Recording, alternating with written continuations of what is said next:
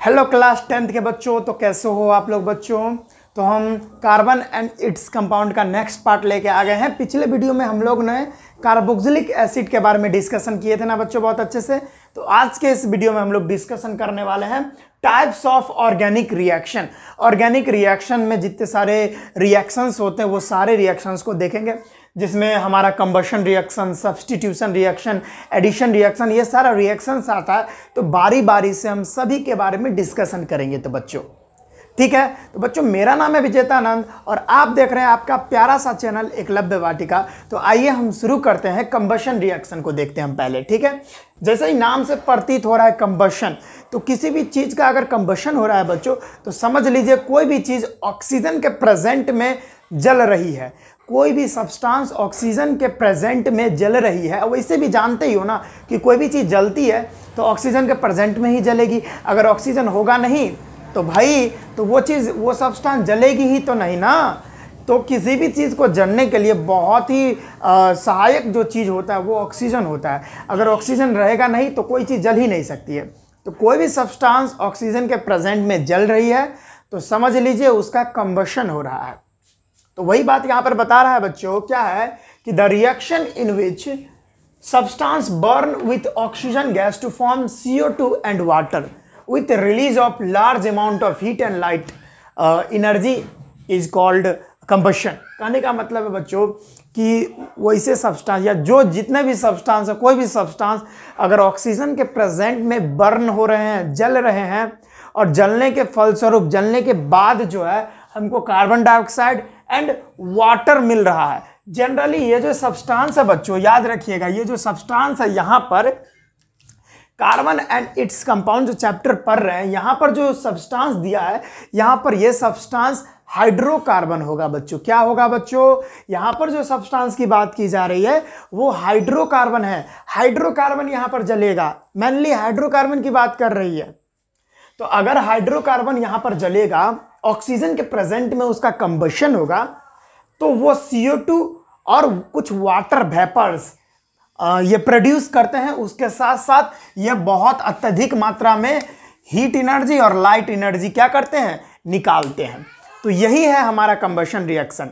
ठीक है, जिसमें क्या होता है कि कोई भी हाइड्रोकार्बन या ऑर्गेनिक कंपाउंड जलता है ऑक्सीजन के प्रेजेंट में, और फलस्वरूप जलने के बाद CO2 कार्बन डाइऑक्साइड गैस और वाटर और उसके साथ साथ heat energy, light energy produce करता है। तो इसी रिएक्शन को कंबशन रिएक्शन कहते हैं। जनरली आपसे कोई क्वेश्चन कर देगा बच्चों कि भाई कंबशन क्या है, तो कोई भी सब्सटेंस अगर ऑक्सीजन के प्रेजेंट में बर्न हो रहा है, जल रहा है, तो वो हो गया कंबशन बच्चों। संपट पर ही बात बच्चों। तो आइए कुछ एग्जाम्पल्स लेके देखते हैं। एग्जाम्पल क्या हो जाएगा, मैंने कहा ना कि कोई भी हाइड्रोकार्बन, यहाँ पर हाइड्रोकार्बन की बात करो, कोई भी हाइड्रोकार्बन को आप ऑक्सीजन के प्रेजेंट में क्या करवाओ, बर्न करवाओ। ठीक है, तो वही तो भाई, वही तो है कंबशन इसका।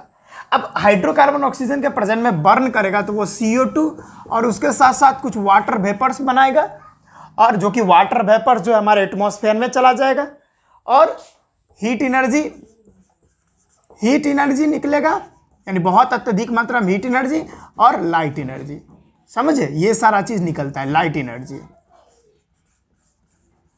तो ये बात होती है बच्चों। शायद इधर वाला नहीं दिख रहा होगा, अगर आपको यहाँ पे लाइट है ना उधर से चमक रही होगी, तो यहाँ पर हीट एनर्जी लिखा हुआ है और यहाँ पर लाइट एनर्जी लिखा हुआ है। तो अगर कोई भी, इनफैक्ट कोई भी हाइड्रोकार्बन को हम बर्न करेंगे ऑक्सीजन के प्रेजेंट में, तो वो कार्बन डाइऑक्साइड, कुछ वाटर वेपर और बहुत अत्यधिक मात्रा में हीट एनर्जी निकालेगा। और उसके साथ साथ हीट एनर्जी निकलेगा तो जानते कोई भी चीज़ को जलाते हैं तो रोशनी भी तो निकलती है, यानी लाइट भी तो निकलती है। तो वो बात होता है बच्चों। ठीक है, जैसे बहुत सारा एग्जाम्पल हम आपको देना चाहेंगे। जैसे एग्जाम्पल तो है ही, पहला एग्जाम्पल हम देना चाहेंगे मीथेन। मीथेन को हम ऑक्सीजन के प्रेजेंट में बर्न कराते हैं, उस समय भी हमारा जो है carbon dioxide and water produce होता है, और हीट एनर्जी भी बनती है, यानी हीट भी निकलती है बच्चों, और उसके साथ साथ लाइट एनर्जी भी। अब मीथेन जो होता है CH4 होता है, इसको ऑक्सीजन के प्रेजेंट में बर्न करा दो तो CO2 प्लस H2O और हीट एनर्जी और लाइट एनर्जी निकलती है, हीट प्लस लाइट। तो भाई CH4 क्या है, यहाँ पर देख सकते हो CH4 यहाँ पर हमारा हाइड्रोकार्बन है और उसको ऑक्सीजन के प्रेजेंट में क्या करा रहे हैं भाई, बर्न करा रहे हैं। तो बर्न करने के बाद ये CO2 और वाटर देगा। क्यों देगा भाई, क्योंकि यहाँ पर जो कार्बन देख रहे हैं आप, कार्बन जो है ऑक्सीजन से ऑक्सीडाइज्ड हो गया है। कार्बन जो है यहाँ पर ऑक्सीजन को लेकर ऑक्सीडाइज्ड होकर CO2 बना दिया है। और उसी तरह से हाइड्रोजन भी यहाँ पर एक ऑक्सीजन या जो भी ऑक्सीजन है उसको गैन करके ऑक्सीजन को लेकर यहाँ पे ऑक्सीडाइज्ड होकर वाटर बना दिया है। समझ रहे हैं बच्चों, मेरी बात को गौर कीजिएगा कि यहाँ पर कार्बन जो है वह ऑक्सीजन लेकर ऑक्सीडाइज्ड होकर CO2 बना दिया है। ठीक उसी तरह से हाइड्रोजन भी यहाँ पर ऑक्सीजन गैन करके लेकर ऑक्सीडाइज्ड हो गया है और वाटर बना दिया है बच्चों। अच्छा, एक और बात आप याद रखिए, कभी कभी क्या होता है, जैसे यहाँ पर मीथेन जो जल रहा है बच्चों, मीथेन, इसको तो मीथेन ही बोलते हैं, देख रहे हैं ऊपर। अब मीथेन को ऑक्सीजन के प्रेजेंट में बर्न करा रहे हैं, तो यहाँ जो ऑक्सीजन है ना, ये ऑक्सीजन सफिशिएंट है और ऑक्सीजन सफिशिएंट मात्रा में मिलने के कारण मीथेन कंप्लीट कंबसन हुआ है। मीथेन का क्या हुआ है बच्चों, मीथेन का कंप्लीट कंबसन हो गया, पूरी तरह से ये जल गया, क्योंकि इसको सफिशिएंट अमाउंट में ऑक्सीजन मिल रहा था। इसी के लिए यह कंप्लीट कंबसन यहाँ इसका हो गया, पूरी तरह से ये मीथेन जल गया है। और यही पूरा कंप्लीट कंबसन होने के कारण ही CO2 गैस निकला है। ठीक है बच्चों, समझिएगा कि यहाँ पर जो है अगर सफिशिएंट ऑक्सीजन मिलेगा किसी भी चीज़ को, याद रखिए किसी भी सब्सटेंस को, यानी सब्सटेंस बोलो तो कोई भी हाइड्रोकार्बन को अगर सफिशिएंट ऑक्सीजन मिलेगा तो वह कार्बन डाइऑक्साइड बनाएगा बच्चों। लेकिन यहीं पर क्या होता है, जैसे आप बात कर ले ऑटोमोबाइल से निकलने वाला जो धुआं होता है, बाइक से निकलने वाला, गाड़ी से निकलने वाला जो धुआं होता है बच्चों, वो धुआं मतलब वो क्या होता है कि वो रिएक्शन होती कहाँ है, तो वो पेट्रोल यानी मशीन के अंदर हो रही है ना, वो जो डीजल या पेट्रोल जल रहा है जो बच्चों, वहाँ पर ये रिएक्शंस हो रही है, वहाँ पर वो फ्यूल बर्न हो रहा है। चूँकि मैं बता दूँ वो फ्यूल भी तो हाइड्रोकार्बन ही होता है ना बच्चों। हाँ, अभी आपको समझ में नहीं आ रहा है, अभी नेक्स्ट वही चीज़ डिस्कशन करने वाले हैं कि ऑटोमोबाइल्स यानी वैन में, मोटरसाइकिल में, किसी भी ऑटोमोबाइल्स में जो हमारा पेट्रोल रहता है या जो हमारा डीजल रहता है, वो एक प्रकार का हाइड्रोकार्बन ही है। तो बच्चों वो हाइड्रोकार्बन है। अब वो क्या हो रहा है, वहाँ पर अगर बाइक चल रही है या गाड़ी चल रही है तो क्या वो फ्यूल बर्न हो रहा है, वो फ्यूल बर्न हो रहा है तो ऑक्सीजन के प्रेजेंट में ही तो बर्न हो रहा है, तो वो यानी उस फ्यूल का कंबशन हो रहा है। लेकिन एक बात याद रखिए बच्चों, वो फ्यूल का कंप्लीट कंबशन नहीं होता है। कंप्लीट कंबशन नहीं होने के कारण, क्यों नहीं होता है कंप्लीट कंबशन, क्योंकि वहाँ पर ऑक्सीजन भाई अंदर में जो है, मशीन के अंदर में सफिशिएंट ऑक्सीजन का सप्लाई नहीं मिल पाता है। वहाँ पर जो है सफिशिएंट ऑक्सीजन थोड़ी ना मिलेगा। अब सफिशिएंट पर्याप्त मात्रा में ऑक्सीजन वहाँ पर मिल ही नहीं पाता है। इसी के लिए ये जो हमारा ऑक्सीजन है ये सफिशिएंट ना होने की वजह से यहाँ पर कार्बन डाइऑक्साइड की जगह कार्बन मोनोऑक्साइड बन जाता है, क्योंकि यहाँ पर पर्याप्त ऑक्सीजन नहीं मिला। तो इसी के लिए यह पूरी तरह से ऑक्सीडाइज्ड होकर कार्बन जो है कार्बन डाइऑक्साइड नहीं बना पाता है। इसी के लिए कार्बन बहुत कम ऑक्सीजन होने के कारण कार्बन जो है एक ही ऑक्सीजन से ऑक्सीडाइज्ड होकर कार्बन मोनोऑक्साइड बना देता है। तो ये बात है बच्चों, अगर हाइड्रोकार्बन को सफिशिएंट ऑक्सीजन मिलेगा तो वो कार्बन डाइऑक्साइड बना के देगा हमको। अगर कोई भी हाइड्रोकार्बन को इनसफिशिएंट ऑक्सीजन मिलेगा तो वो हमको कार्बन मोनोऑक्साइड बना के देगा बच्चों। तो इतना बात आई थिंक समझ में आया बच्चों, ठीक है। अच्छा, एक बार और याद रखिए, अगर बाबू याद रखिएगा, अगर कंप्लीट कंबशन होता है, अगर कहीं पर किसी भी सब्सटेंस का या किसी भी हाइड्रोकार्बन का कंप्लीट कंबशन होता है बच्चों, तो वहां पर जो है ब्लू फ्लेम निकलता है। कैसा फ्लेम निकलता है? Blue flame. अब देखे ही होंगे कि मतलब आप जैसे, हाँ, घर में जो हमारा गैस सिलेंडर रहता है, उससे जो गैस स्टोव रहता है, उससे देखते हैं ब्लू फ्लेम निकलता है ना, जिस पर मम्मी आपकी गैस पर खाना बनाती है, तो उसके छेद से जो फ्लेम निकलता है बच्चों, वो ब्लू रंग का होता है।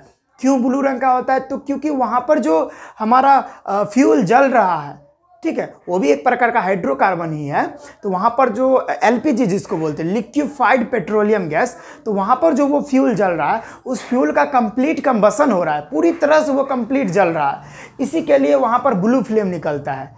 ठीक है। अगर कंप्लीट कंबशन हो जाए किसी भी फ्यूल का या किसी भी हाइड्रोकार्बन का तो वहाँ पर ब्लू फ्लेम निकलता है। और ये कब होता है बच्चों?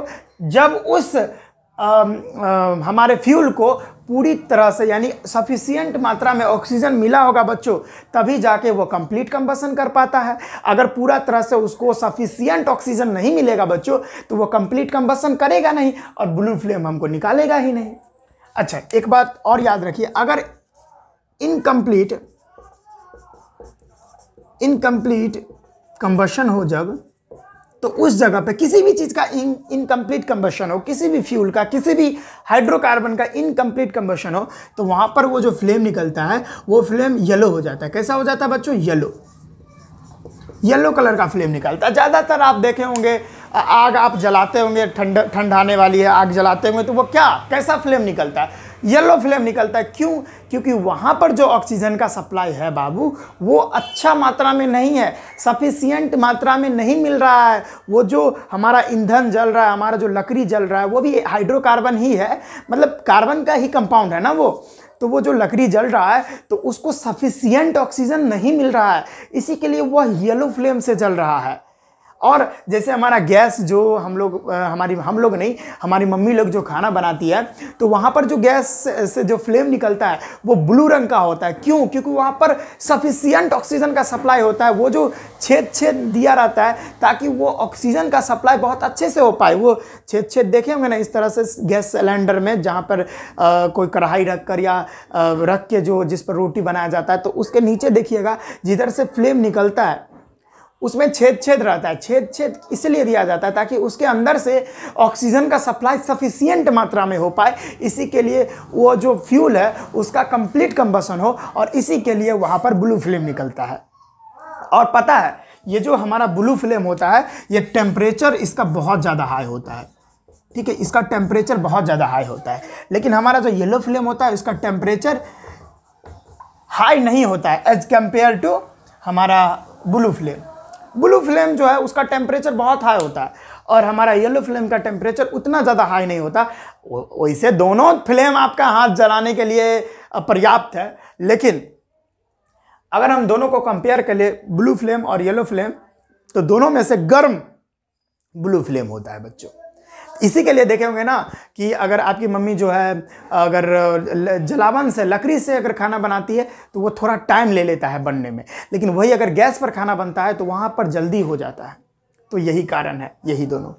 ठीक है बच्चों, तो ये छोटी सी जानकारी आई थिंक आपको बच्चे समझ में आई होगी। फिर से एक बार बता देता हूँ, कंबशन क्या होता है बच्चों। तो किसी भी सब्सटेंस को, यानी सब्सटेंस यहाँ पर हाइड्रोकार्बन होगा बच्चों, लिख लीजिएगा, यहाँ पर जो सब्सटेंस है ये हाइड्रोकार्बन होगा।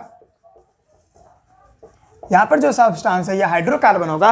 कि अगर हाइड्रोकार्बन को आप ऑक्सीजन के प्रेजेंट में बर्न कराते हो तो वो कार्बन डाइऑक्साइड और वाटर वेपर और कुछ अमाउंट में हमको हीट निकाल के देता है, और यहाँ पे लाइट एनर्जी भी कुछ निकलती है।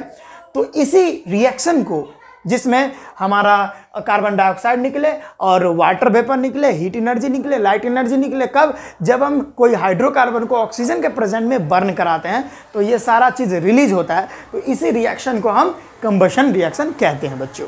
तो ये छोटी सी जानकारी आई थिंक बहुत अच्छे से आपके दिमाग में गई होगी। ये सारा बात आपको संपट पड़ा होगा। तो एक बार में आप लिख लीजिए, हम समय दे रहे हैं आपको, स्क्रीनशॉट ले लें। ठीक है बच्चों, जल्दी से ले लें। ठीक है बच्चों, तो आई थिंक आपने स्क्रीनशॉट ले लिया होगा। तो इसी तरह से वीडियोज़ रेगुलर आ रहा है, आप पढ़ाई करते रहिए, कोई भी एक्सक्यूज़ ना बनाए, क्योंकि अभी CBSE बोर्ड का एग्ज़ाम आने वाला है टर्म 1 का।